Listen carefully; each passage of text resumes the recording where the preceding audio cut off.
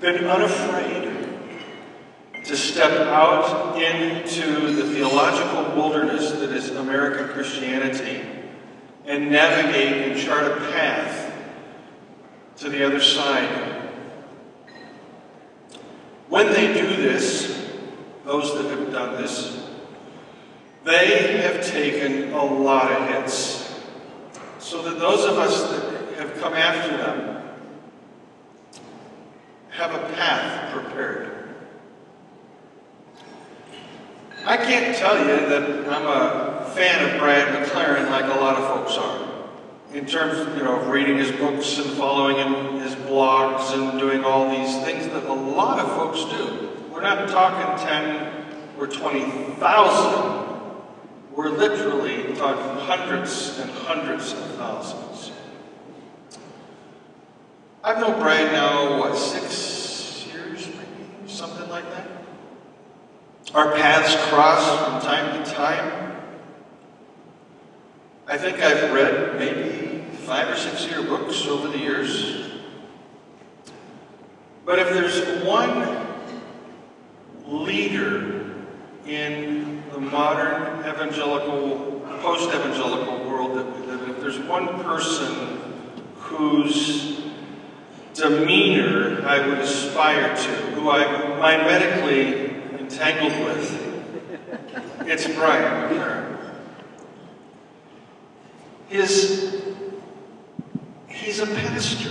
He's got a pastor's heart. He's gentle. I'm not.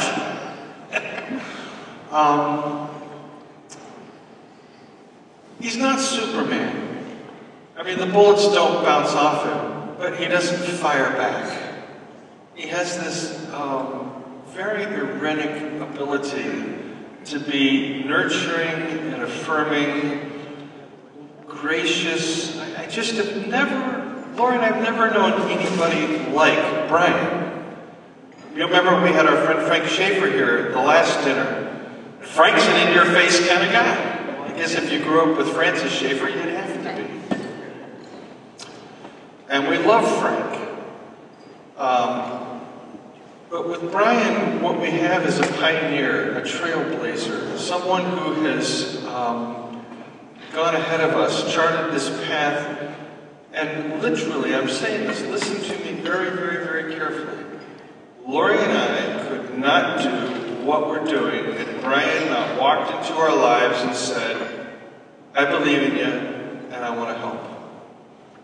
And when you have somebody like Brian walk into your life and say, I believe in you, I want to help, really all you can do is weep and rejoice and be glad that the Lord, your God, has sent us such an angel. For me, what an honor and a privilege, what a delight to have you join my family and friends here tonight. And I love you, my brother.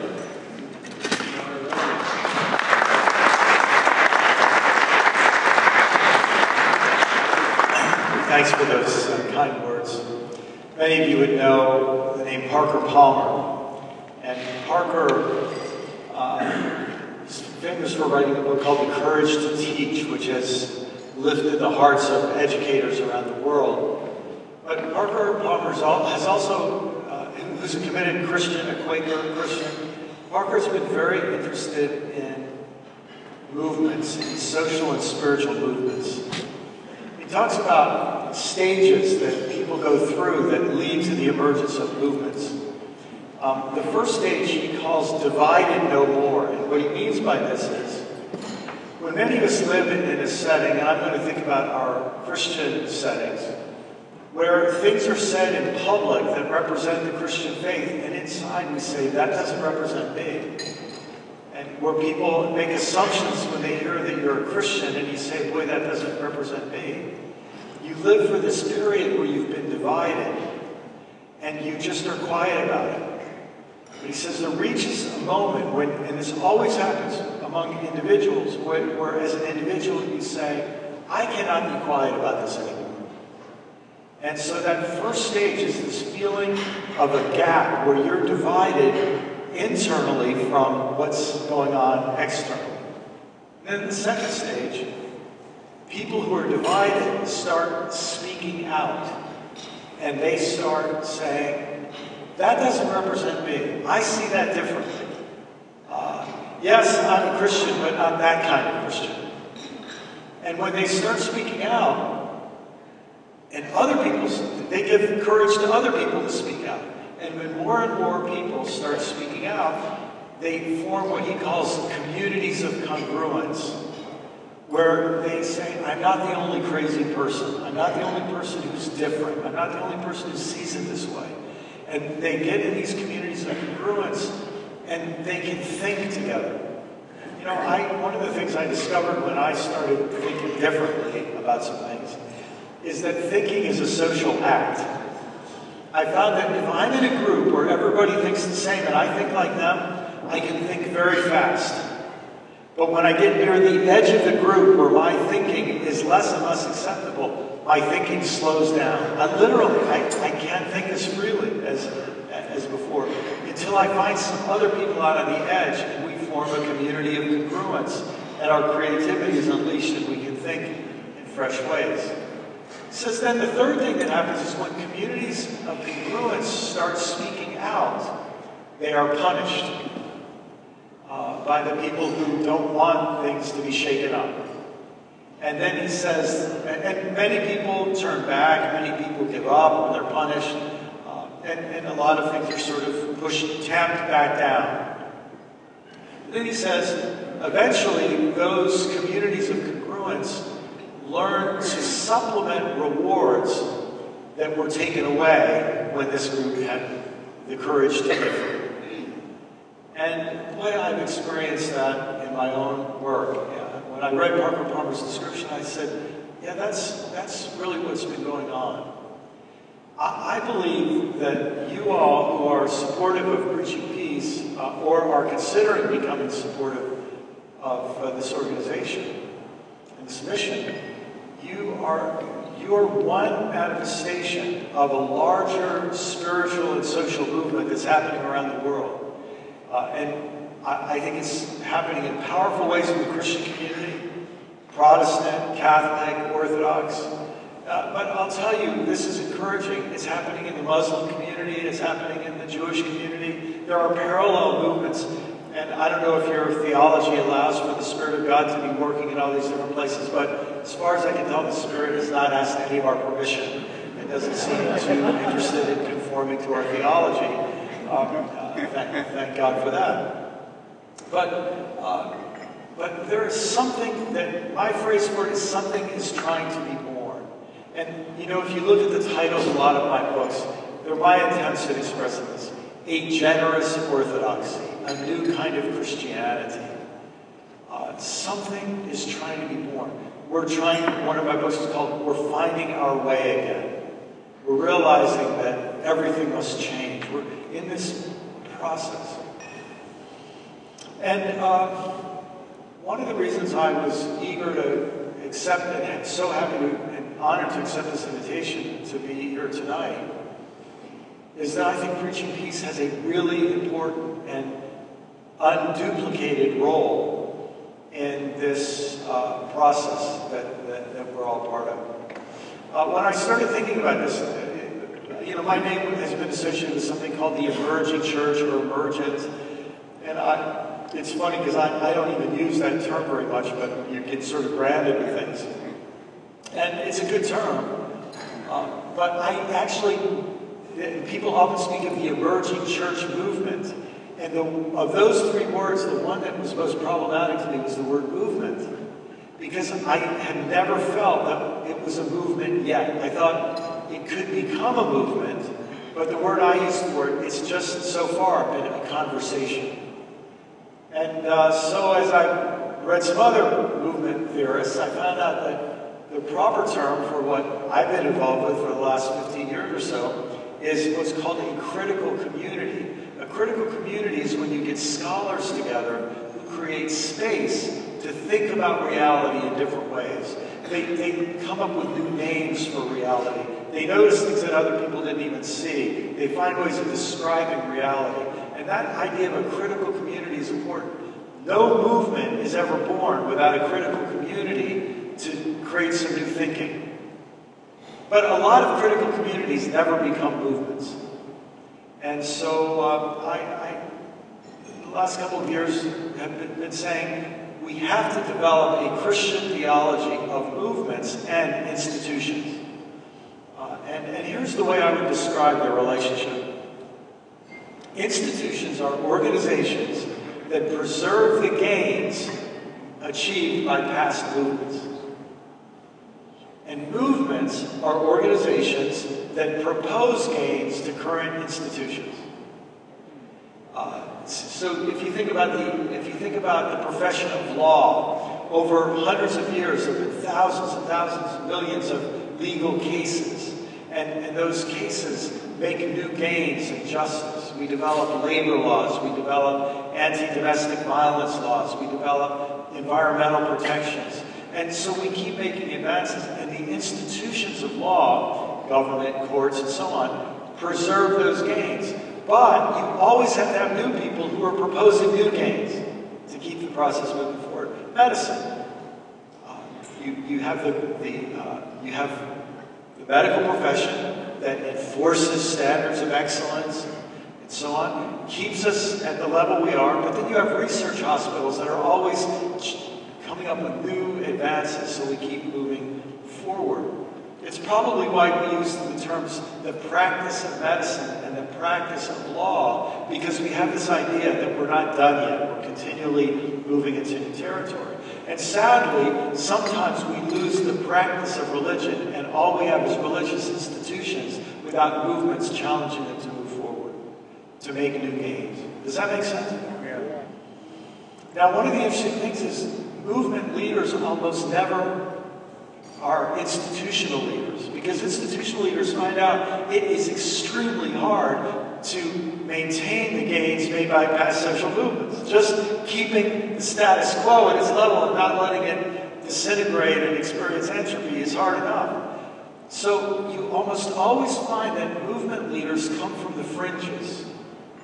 And they might have expertise in another field, but when they're leading a movement, they enter the scene often without traditional credentials. And you only have to think about it for a couple of seconds and you realize, of course, it's the only way it could be. A college president is so busy keeping the university going, he's not going to come up with an innovative new approach to education. That is going to be an educational movement from the outside. And I think that Michael and Lori and Preaching Peace they're playing a role as catalysts to move from the world of critical community to the world of movement, spiritual and social movement. And the reason I believe this is because I'm an example of what people who give money to Preaching Peace would hope would happen. I was out doing a lot of thinking about theology and the gospel and ecclesiology and mission and so on. And I cared about peace, and I was writing about peace. But Michael came along and said, hey, I'm building an organization that's dedicated to helping preachers think about peace and helping congregations embrace peace. And I'm really trying to do something with this. And by meeting Michael, then I met other people who were thinking about this. I was exposed to books and ideas from a critical community that he had developed. And because he had the time and freedom to make those things available to me, I was then able to incorporate those things in what I was doing, and that message gets out to other people. And I would hope that some of the new faces who are here tonight are maybe here because you heard about this sort of stuff from me, but so much of it I got from Michael. Does that make sense? And movements grow and movements spread. And then you find out that somebody you never would have guessed got a message from something you wrote, and then they're actually doing amazing stuff, and then you realize that's happening there and there and there. And when all of these different things start connecting and coming together, then you have the makings of a movement on your hands. A lot of us in this room are old enough to remember some of these movements that have been really quite amazing and successful in our lifetime. I grew up, I'm going to just tell the truth, I grew up in a white, racist Christian community. I remember being in Sunday school, I told some people earlier today a story from middle school when I was told that I could either believe in God or evolution. That created some issues for me. I remember being younger than that. I was in elementary school for sure. And I remember my Sunday school teachers, who was a husband and wife.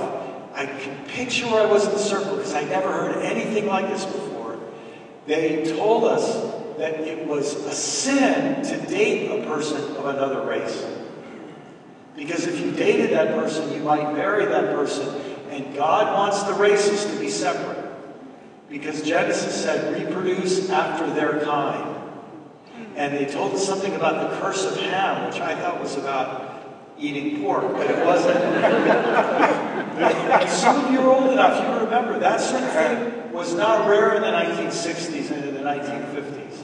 You never hear about it today. Thank God you never, well, you do every once in a while. You find out there's some church in Kentucky that's still preaching this. Seriously, it was in the news a couple years ago. But by and large, in our lifetime, there's been an amazing movement. We still have deep-seated racism. We still have deep-seated white privilege. We still have deep-seated issues to deal with in our culture. But we've seen some amazing progress in one lifetime. We still have a long way to go. We've seen amazing progress. I was on a plane recently, a couple years ago, sitting next to a woman. You say, what do you do for a living? And she's a filmmaker. And we were talking about film. And she asked me if I had any good ideas for a screenplay. And I thought of a lot after that flight. I didn't have any ideas. But she said to me, you know what's one of the most remarkable things? She said, and she was about my age, she said, remember when we were kids? Remember Saturday afternoon television? It was, those of you who are older remember when TV was black and white, and when there were only 4 stations, and then the UHF ones you had to use a different dial for. But Saturday afternoon, they played movies. And they played movies from the 30s and 40s and 50s. And she made this comment, and as soon as she said it, I could picture it. She said, when we were kids, on Saturday afternoon, in the movies, you would see a man slap a woman. You'd see a man push a woman down the stairs. You'd see a man strike a woman. And she said what's especially staggering to people today is it wasn't the villain, it was the hero who was doing the slapping. And she said, you know, those movies, younger people can't believe that those movies were played on network television. And people are upset now about Britney Spears doing something or Madonna doing something. Nobody was upset about men hitting women on television in the 1950s and 60s. It was accepted, it was commonplace. She said it's a remarkable thing that without a lot of fanfare, we just said, we got to stop showing that kind of stuff. And when there was a movement among filmmakers to say, that shouldn't be shown because it makes certain things acceptable. It creates imitation probably. And we have, so you realize all around us these social movements have been happening. Whatever your opinion is on LGBT-related issues, you've got to say, a lot has changed in this short amount of time. Gay people aren't, it's not considered permissible to beat up a gay person anymore. And now we're struggling with what that means in other areas. People are at all different places in that process. But there's a movement that's happening in our time. We've got a long way to go on the environment. But there was a critical community around for 40 or 50 years who knew there was this thing called climate change and rise in CO2 levels. And the critical community talked about it. None of the rest knew about it. And then it tipped over from a critical community to the beginnings of a movement. And there became a movement to be concerned about these things.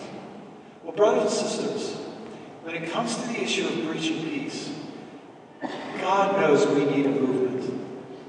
We need a movement that will embed in the Christian community. In America would be a nice start, but around the world, the idea, what a concept, blessed are the peacemakers.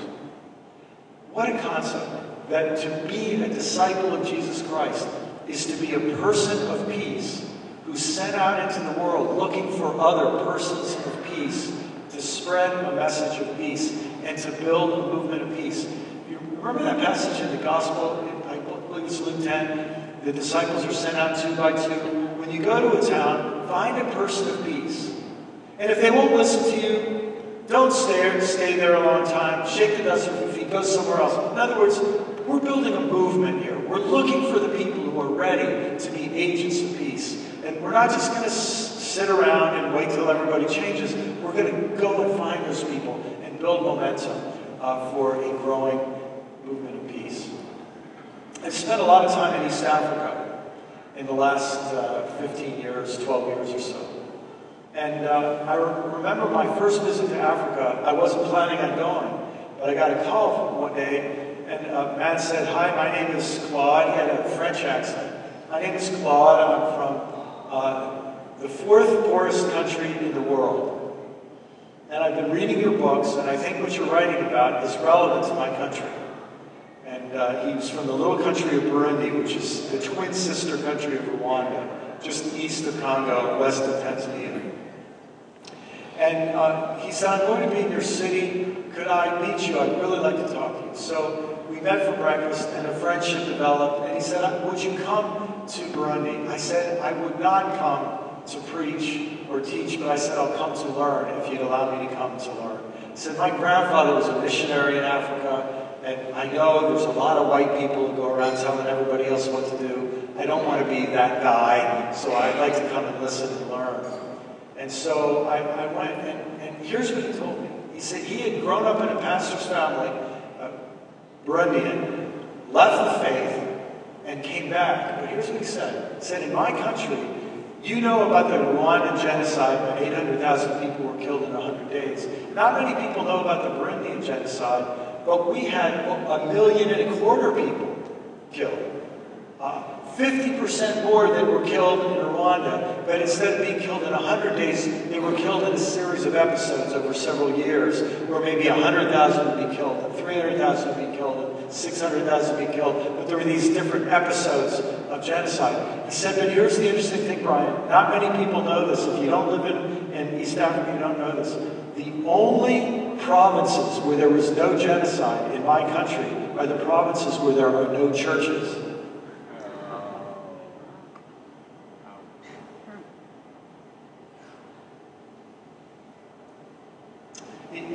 And so I got to go to Burundi and learn about the complex factors and the relationship. It's not a simple linear relationship. I can explain that to you later if you want. But his point was that you could make a case that where churches go, they often bring violence and hostility. They often make things worse. A year or so ago, I was speaking somewhere, and we were at a dinner like this, and I was seated next to a gentleman a few years older than me, and I said, what kind of work do you do? He says, "I'm a retired missionary from," and I won't say the country in Africa, and you'll see why in a minute. And he said, "I'm a retired missionary from Africa. I just came home a couple of months ago, and I spent 42 years as a missionary in this country." And I said, stupid thing, you say, "How did it go?" He said, "Every indicator of our work, number of churches, number of baptisms, number of Christians, number of hospitals, number of Christian radio stations, number of seminaries, every indicator indicates that we did a fantastic job." He says, "But I'm not a happy man. Because every indicator of human well-being in that country is worse than it was 42 years ago. More violence, more rape, more poverty, more inequality on top of the poverty, more inter-tribal violence, more inter-religious violence, more gender violence."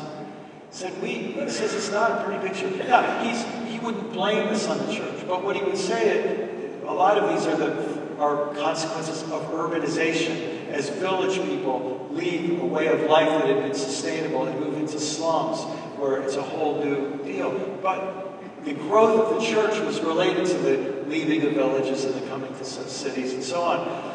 But see what's going on. And similar things can be said across Latin America and across Asia. I was in Latin America a couple of years ago, and a woman came up to me and she said, "Everybody says the church is growing in Latin America." She says it is. It's the prosperity gospel church that's growing the fastest, Come to church and you'll get rich. She said, I don't think there will be a third generation prosperity gospel church in Latin America. She says, because I'm the second generation, and I'm barely able to stand going to church anymore. She said, I watched my parents give all their money to the preacher, and the preacher got prosperity, but my parents stayed in poverty.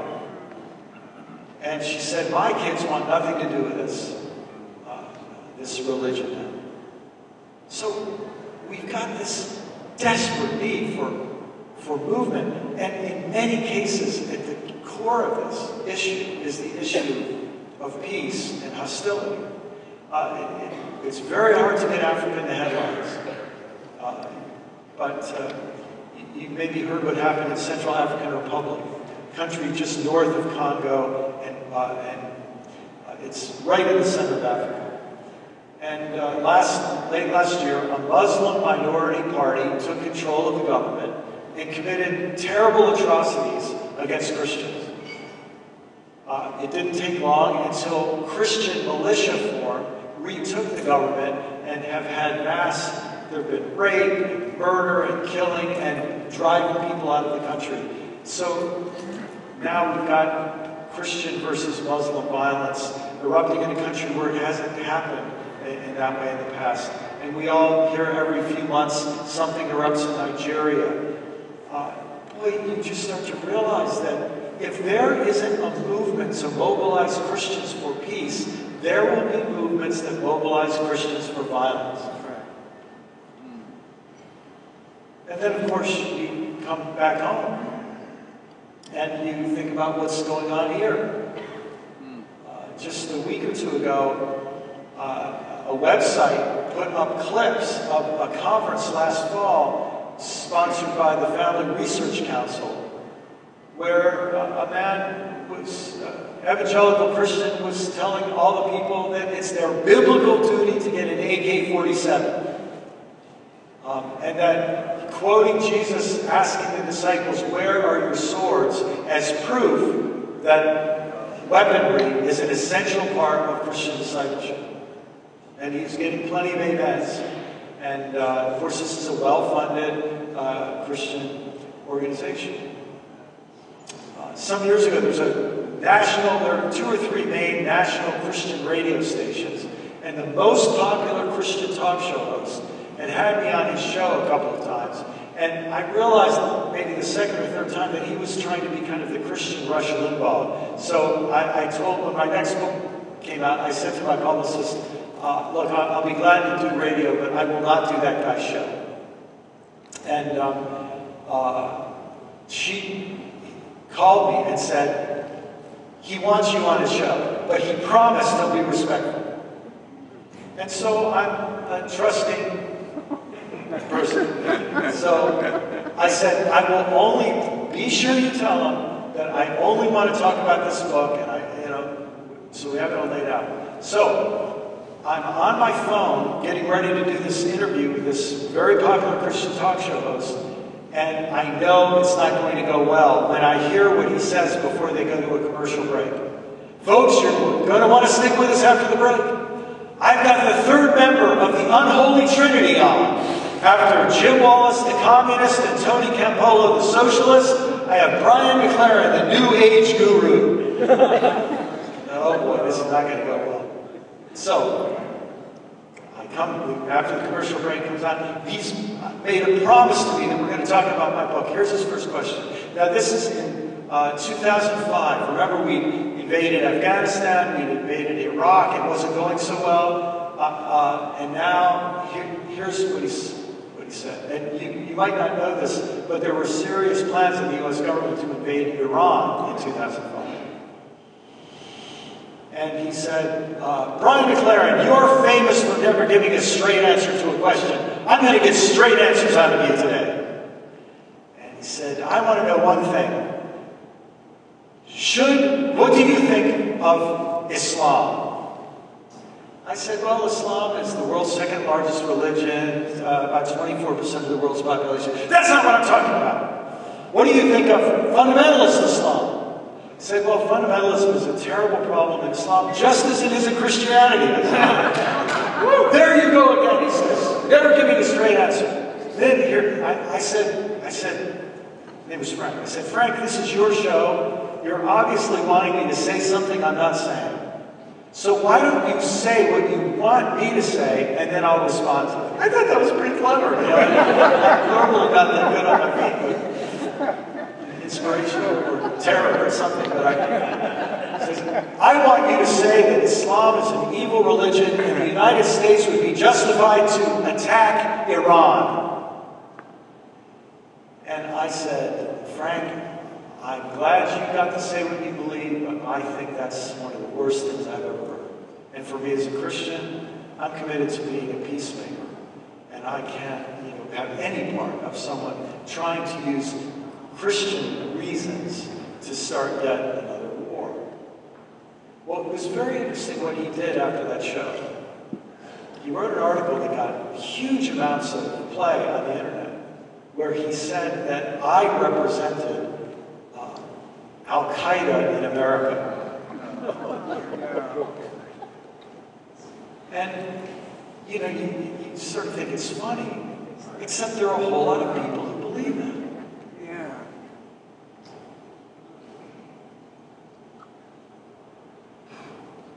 The last presidential election, I hate to tell you this, but 2016 is coming, right? And remember in 2012, in the primary season, there was a Republican candidate from Colorado, and there was a debate among, remember there were a whole lot of them for a while? And he was asked a question. You know how they ask sort of lame questions.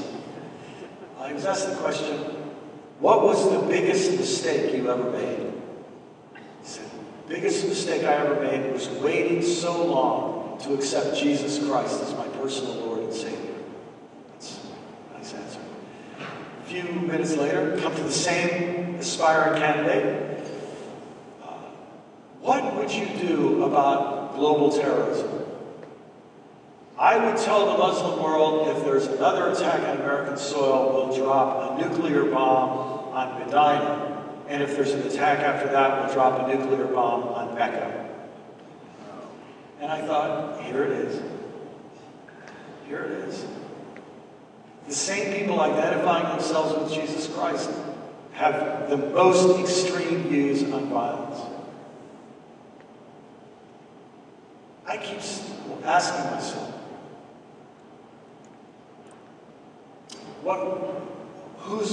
what's going to be the next temptation to go into a war? We almost, our president wanted to go into Syria. What will be the next temptation? Did you hear it in the last couple of weeks with Putin? Did you hear all the anti-Russian sentiment coming up? Did you hear a lot of people sort of itching for another war?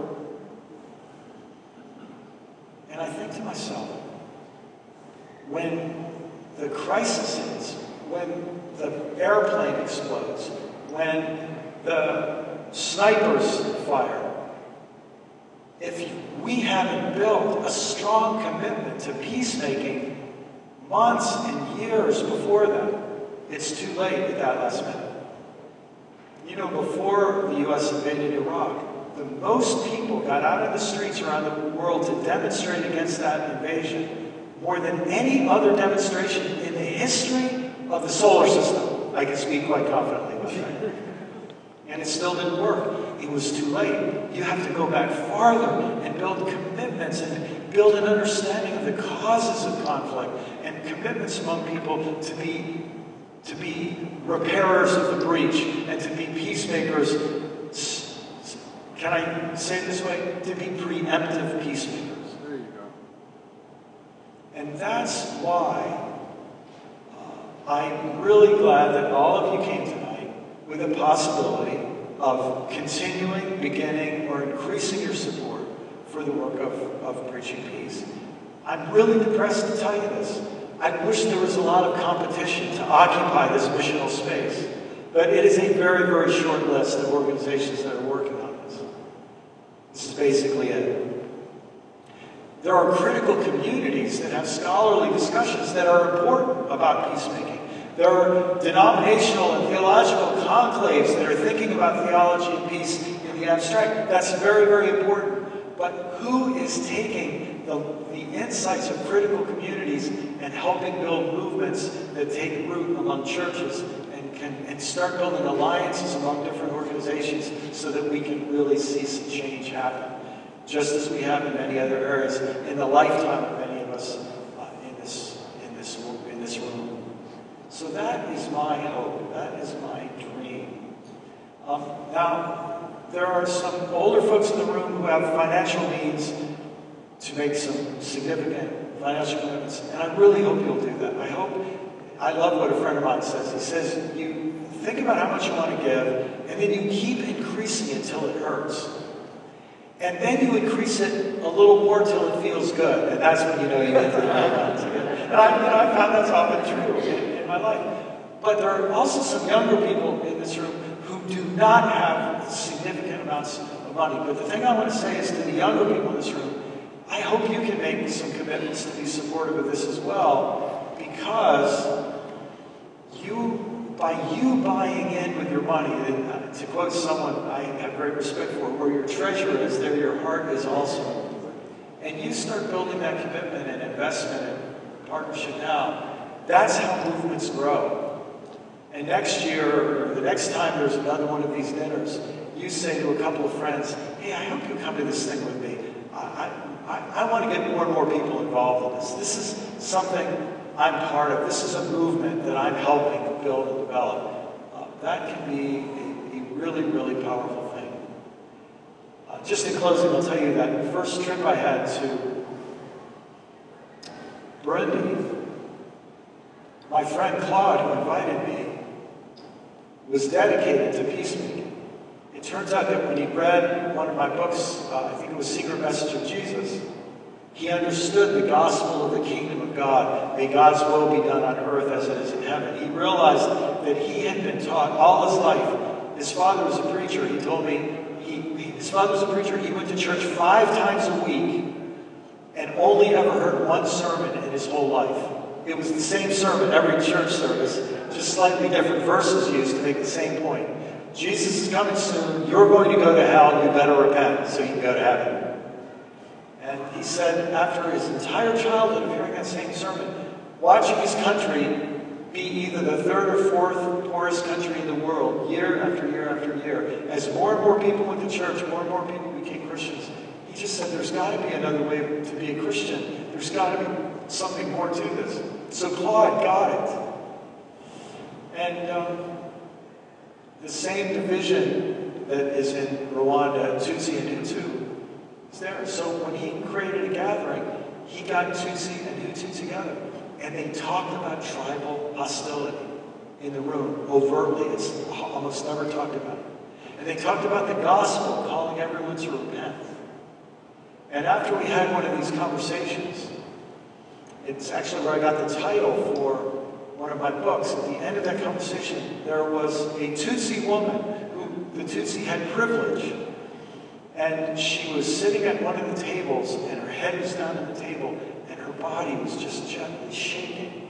And it looked like she was either sick or something. And because I didn't speak Kirundi, the native language, I asked someone, I pointed her out, someone who could translate, and we went over and touched her. She lifted up her face, and tears were streaming down her face. And I said through the translator, are you okay? And she said, I'm fine. But I, for the first time in my life, I understand the good news of the kingdom of God. And she said, if this is true, everything must change. Yes. And in that same session, there was a man who spoke up. And whenever he spoke, everybody laughed. Now, because I don't speak the language, I didn't know what he was saying, and I didn't know why he laughed. But every time he spoke, and it wasn't like he's being funny, it felt very strange. So I went up to one of the Burundians who spoke some English, or it might have been French, because I speak a little French, and I said, I noticed when this man spoke, everyone laughed. She said, wasn't it funny? I never heard one of them talk before. I said, what do you mean? He's a Twa. Well, the Tutsi make up about 12% of the population. The Hutu make up about 87% of the population. And the Twa make up 1% of the population. They're the indigenous people of the region whose lands were stolen. Does this sound familiar? Whose lands were stolen about 500 years ago. And they're sort of wandering, almost like gypsies, homeless people. They've been landless people for over 500 years. And this fellow, and they're also called the Pygmies. You've probably heard of the tribe. They're called the Pygmies, but their name for themselves is the Twa. And so I went up to this fellow. She said he speaks French. So I went up to him in my very bad French. I introduced myself. And he said, oh, there are 3 Twa here. And he brings the other 2 over. And one of them, I just remember, because they tend to be short. The other, and his name was Everest. I thought that's the best name. But I said, I noticed everybody laughed at you. I said, did that make you feel bad? He said, on the contrary. He said, Twa have never been invited to a meeting with Hutu and Tutsi before. I feel very honored to be invited. And I expect them to laugh. He says, they think we have an accent. And at the end of that gathering, the 3 of them pulled me aside and they took my arms and held my arms like this. And one of them got right in my face and the other 2 got really close beside me. And I was a little nervous, like, I don't know what's going on here. And Etienne, this first man, said, we want to ask you to make a solemn vow. I said, okay. He said, you see us as human beings. We want to ask you never to forget us and to try to help us. Okay? And at the end of that gathering, because they've been invited, I should say, we celebrated the Eucharist on the final day. And it was so interesting to watch a little twitter of whispering when the Tutsi and Hutu realized that they were going to drink from the same cup as Twa. Never happened before. And on the last day of the gathering, I happened to be standing next to Everest when a woman came up and said to him, where do you live? And he told her, she said, I would like to come visit you. And later, when she walked away, Everest said, no Tutsi has ever visited me before. He said, there's a saying among the Hutu and Tutsi, if you enter the house of a Twa, you should never leave, which means you've been polluted by them. And that opened up an experience over the next several years. I got to watch as Claude and that little group of people who'd gotten a vision for peacemaking between tribes went to work together. It's a long story, I can't tell you all the details, but I was able to bring an American who brought a significant amount of money, and the Tutsi and Hutu group bought land and donated it to a group of Twa, the first land owned by Twa in over 500 years. They got a farm, they hired an agronomist. The Twa didn't know how to farm.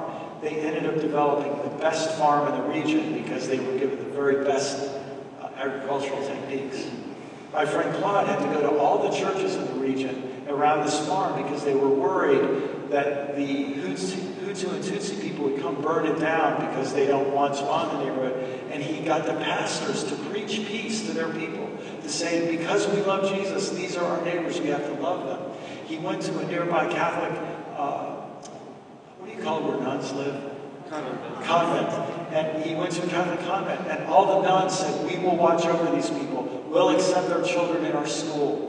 So now the Twa and the Hutu and the Tutsi children are going to school together. Unprecedented.